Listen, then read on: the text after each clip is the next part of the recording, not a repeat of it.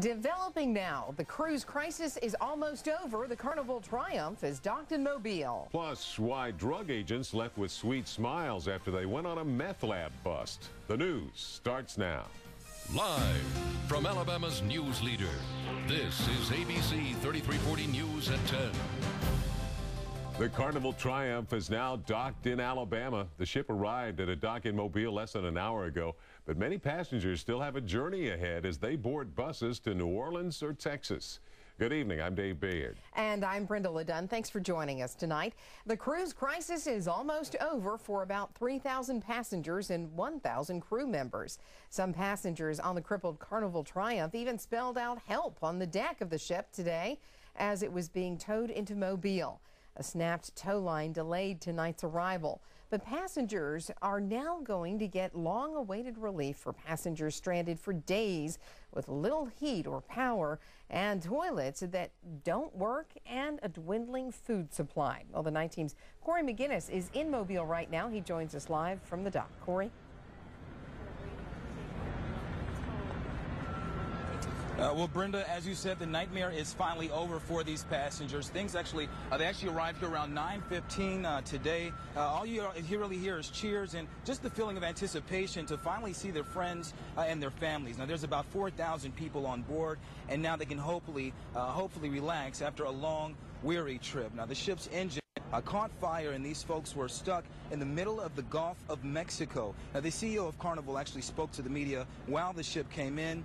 He did apologize for this happening. He did apologize but the family and friends, they are excited that everything is back to normal, that these passengers will be with their loved ones. Now, spokesperson Terry Thornton with Carnival, he says the ship will be taken into a nearby facility to get checked into, and we're also told it'll take some time for the passengers to actually make their way back down here. They're actually going to come right through that walkway through here, but it will take some time for the passengers to be with their family and friends. Reporting live in Mobile, Corey McGinnis, ABC 3340.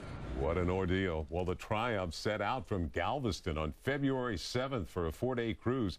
3 days later, a fire in the engine room disabled the propulsion system and knocked out most of the ship's power. Tugboats arrived 1 day later. On Thursday, Carnival announced that it has canceled a dozen planned cruises for the Triumph. And the Triumph is based in Galveston and is registered in the Bahamas. Now, the ship made its first voyage in 1999. At full capacity, it holds 3,400 passengers and a crew of about 1,100. It has 14 decks and cruising speed of 21 knots. That's about 24 miles per hour. So stay with ABC 3340 and Corey McGinnis tomorrow morning. He's staying the night in Mobile and will report on the arrival of the Carnival Triumph. You can see his reports tomorrow morning on Good Morning Alabama. It starts at 4:30. And a preliminary hearing is set for next month for the man accused of threatening middle school students with a gun. An initial court appearance for Ryan Sims is set for March 27th. He's charged with 5 counts of kidnapping and 1 count of making terrorist threats. Police say he entered Chelsea Middle School Tuesday armed with a gun and held 5 girls at gunpoint inside a locker room. Sims could face 10 years to life in prison for each count. A Birmingham police officer is charged with menacing after an apparent fight with her ex-husband's wife. Officer Carletta Walker turned herself in to Hueytown police last Thursday. Police did not release specific information about the altercation. Officer Walker has been reassigned to administrative duties. She is one of 4 Birmingham police officers arrested in recent weeks. Well, a Tide wide receiver accused in a robbery and credit card fraud case says he wants to go home to Florida. Attorneys for Eddie Lee Williams asked a judge to let him go to Panama City. They say Williams would be in the custody of his mother. No word yet on a ruling. Also no word on whether the 3 other players accused in the case have lawyers. Central Alabama businesses found themselves caught in a scam. They thought they donated to school athletic programs, but instead lined the pockets of scammers who only claimed they were fundraising. Now, Hoover's athletic director told us they caught companies peddling calendars and school ads inside their sports programs. This year, I'm hearing it more. You know, I've heard about it in Shelby County. I know that it's happening in other parts of the state of Alabama. And, you know, I think that again, what we're trying to do is just get the message out to all of our people that support all of the kids in our school and our athletic programs. And Miles says Pelham's school system had the same problem. Schools are encouraging businesses to contact them first before making a donation to the companies claiming to work for districts. Well, a new lawsuit targets state education leaders in their takeover of the Birmingham City Schools. 2 Birmingham School Board members, residents, and members of the Alabama Education Association call the state takeover unconstitutional. The night team's Sarah Snyder joins us to explain why. Well, a group of people here in Birmingham accuses the entire State Board of Education of violating federal law. They claim state law cannot override the power citizens have to vote for board members. What's being done at the board not only affects educators, it affects the citizens of Birmingham. The lawsuit is filed by 2 residents, an AEA member, and board members Virginia Volker and Emmanuel Ford. It accuses State Superintendent Dr. Tommy Bice, State-appointed Chief Financial Officer Dr. Ed Richardson, and the State Board of Education of violating federal law. Bice and Richardson and the State School Board have abused their power by overruling the elected representatives of the people of Birmingham. It claims a state law cannot usurp the federal law that allows people to vote for board members. The lawsuit also says that Dr. Ed Richardson overrides board decisions each time the board votes against the state plan. The only thing we're saying is there needs to be some kind of checks and balances so that Dr. Richardson does not have the authority to just come in and on a whim, on a hunch, just come in and take all personnel actions, change policies and procedures because he sees fit. If the board votes with him and he agrees with it, fine. If they don't, then I'm going to override you. That's not democracy. We spoke with Dr. Ed Richardson this afternoon. He told us he believes this is an attempt to delay getting the Birmingham board back on sound financial footing. And a lengthy court battle may even mean delays come time for school this fall. If the court caused this to be delayed for a period of time, it could extend the period of time for intervention, or it could delay us making decisions in a timely way, which could affect very negatively the opening of school next fall. The AEA secretary says his aim in the case is to put the power back in the hands of the elected board members. The case was filed in federal court on Tuesday. Nice to see the sun back across Alabama today. It's a cool night tonight. James Spann back in the Weather Center. It's 36 now in Gadsden. The cool spot, Fort Payne, they've got 34. Birmingham and Tuscaloosa coming in at 41. Let's go to our Skycam network. This is the view coming from the top of the Daniel Building in downtown Birmingham. High today was 56. A pretty good chance we'll see 60 tomorrow. But more big changes coming up this weekend. I've got that full forecast coming up in just a bit. Dave? James, the complicated process of redistricting Jefferson County is getting even murkier. A third proposed plan for redrawing district lines is now in play. It comes as commissioners have been accused of trying to pull more voting boxes into their districts, and others have been accused of trying to push blacks into just 2 districts. But now most commissioners favor the first plan offered up, which calls for the fewest changes to district lines. The lines must be redrawn based on the census data to evenly distribute the county's population. Well, Alabama's getting closer to repaying nearly $500 million it borrowed to cover state budgets.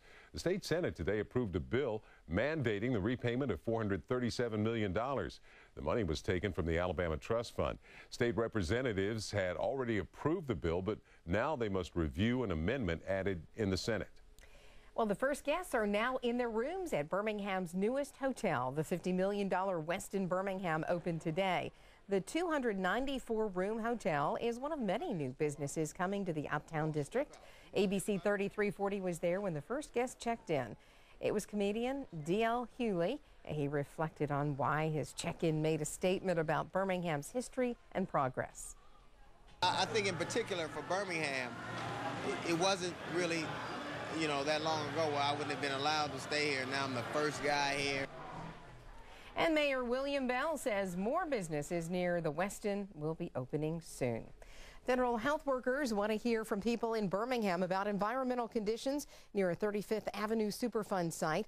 The Department of Health and Human Services has prepared a report on pollution related to the Walter Koch plant. Now, pollution problems affected neighborhoods including Harriman Park, Collegeville, and Fairmont. A public question and comment session will be held February 19th from 6:30 to 8:30 in the evening. It will be at the Hudson K-8 school. Well, people in Homewood broke into dance tonight in the name of stopping violence. A 1 billion rising flash mob hit the sidewalk of Soho Square this evening.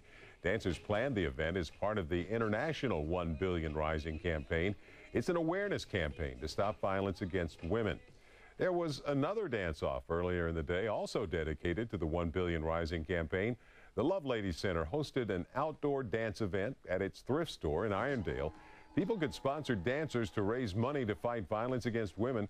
The cause is a concern for the Lovelady Center. It works with women who have been the victims of violence.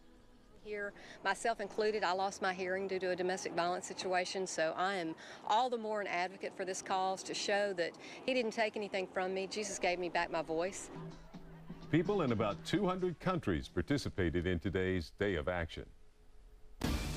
A Texas-based energy firm is moving forward on 2 wind turbine projects in northeast Alabama. Pioneer Green Energy announced plans to build the Shinbone Wind Energy Project, an 8-turbine facility near Leesburg. It will also create an additional 40-turbine wind farm across the Etowah County line. The Etowah County project is separate from the Shinbone project. A meth lab investigation ends with a sweet send-off for drug agents. A security flaw causes headaches for iPhone users. Police get proof a man suspected of killing officers died in a cabin fire. Thanks. Tonight, Josh Groban sings and unveils his new line of love pills, and the very gifted Rachel Weisz is here to spend all of Valentine's night with me. I'm actually going home right after the show. To spend some of Valentine's night with me. What do you need to sign and ride at Townsend Ford? Nothing. Sign and ride with 0 down, 0 due at signing, 0 first month's payments. Plus, we're throwing in 0 maintenance. Lease your new Ford at Townsend Ford, McFarland Boulevard, Tuscaloosa. Make your home a special home for less at H.H. Gregg's President's Day sale. Get up to 30% off appliances, TVs, furniture, and more. Right now, get a free HD TV with any furniture purchase, Serta mattress sets, or Tempur-Pedic mattress sets. That's right, an HD TV free. Get up to 30% off and up to 24 months no interest on appliances, TVs, furniture, and more at H.H. Gregg's President's Day sale. Head-to-head, toe-to-toe. Nothing can beat the new Silverado. During Truck Month at your Heart of Alabama Chevy dealers, Silverado has the best V8 fuel economy and the lowest cost of ownership of any full-size pickup. Plus, Silverado has an exclusive automatic locking rear differential. Get up to $72.50 total savings on new All-Star Silverados or 0% financing, plus $17.50 bonus cash. Head-to-head, toe-to-toe. Silverado's the best way to go. Get yours at your Heart of Alabama Chevy dealers. Tina Gordon here for Sticks and Stuff, announcing our mega sale. Get a contemporary queen platform or traditional slate bed, your choice, $199. Trim it out with our queen memory foam mattress for just $299. At Sticks and Stuff, get this leather sofa with 2 recliners for $599, or get a pillowback sofa or love seat for $249. Comfy recliners are $199 at our mega sale going on now at all Sticks and Stuff locations and sticksandstuff.com.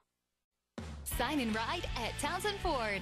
Lease a new Ford Escape, 0 down, 0 due, 0 first month payment, and just $278 per month. All you have to do is sign and ride. Townsend Ford, 5801 McFarland Boulevard, Tuscaloosa.